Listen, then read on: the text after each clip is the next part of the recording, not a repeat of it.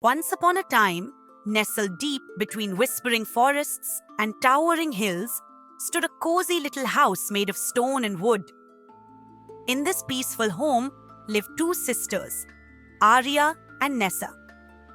Every morning, as dawn painted the skies in golden hues, a tiny silver bird perched on their windowsill, greeting them with its sweet morning song.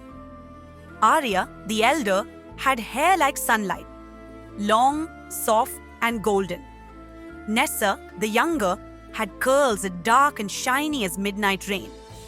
With laughter bubbling in their voices, they would run down the creaky stairs where their mother awaited them with warm bread, honey tea, and bowls of fresh berries. Their days were filled with joy, running across meadows, braiding flowers into crowns, and wading through sparkling river streams. Their bond was unbreakable. One heart, two souls. But as evening descended, a hush would fall over the land. Their mother always locked the doors before nightfall, warning them gently, "Never step outside after dark, my darlings, for when the stars shine, the goblin merchants appear."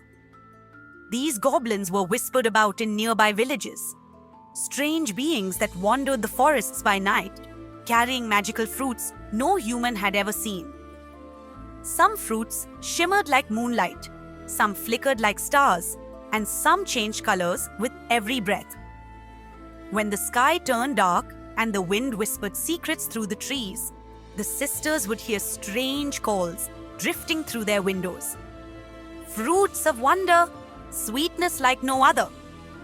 From the safety of their room, Arya and Nessa would peek outside.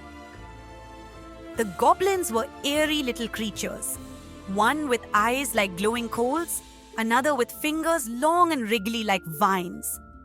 Their baskets overflowed with enchanted fruits that pulsed with soft light and strange scents. One morning, their mother had to visit the town far away. Before leaving, she held their hands and said, "Stay inside. No matter what you hear, no matter what you see, do not go beyond the garden." But curiosity is a whisper that even warnings cannot silence.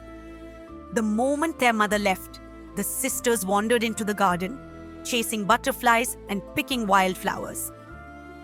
That's when the voices came again, closer than ever. "Taste the magic, taste the joy." The goblin merchants had arrived. They crept forward with their glowing baskets, their faces twisted in sly smiles. One held a golden apple that shimmered like sunlight through water. Another offered berries that sang in tiny voices. A third held out a pulsing purple fruit that gave off a warm, sweet fragrance. Nessa's eyes widened.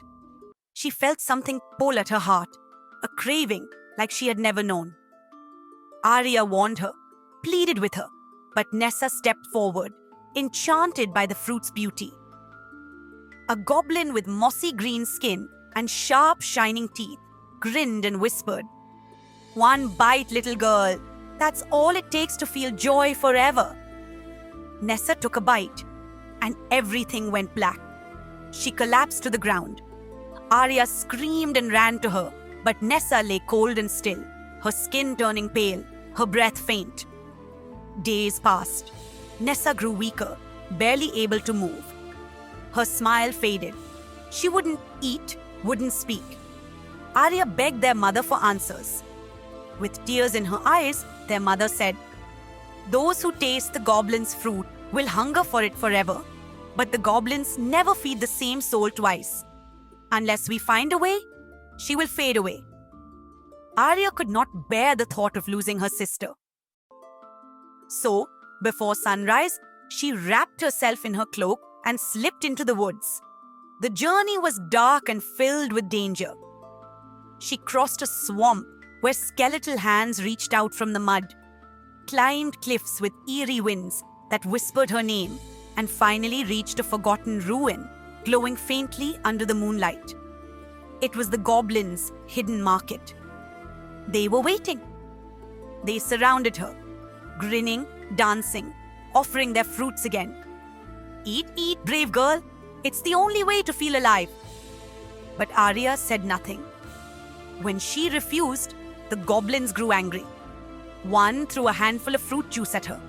It splashed across her cheek. Sweet, glowing liquid. Without a word, Arya turned and fled through the forest. She ran faster than she ever had before. The goblins screamed behind her, but their howls faded with the wind. At home, she pressed her hand, still stained with the fruit's juice, against Nessa's lips. The moment the drop touched her tongue, light bloomed in Nessa's chest. Her eyes fluttered open. Color returned to her face. She sat up, smiled and whispered, "You came for me." Tears filled their mother's eyes as she embraced her daughters. From that day on, the goblin merchants were never seen again. Some say they vanished because they knew they could no longer deceive the hearts of the brave. And in that quiet cottage between forest and hills, the bond of sisterhood became the strongest magic of all.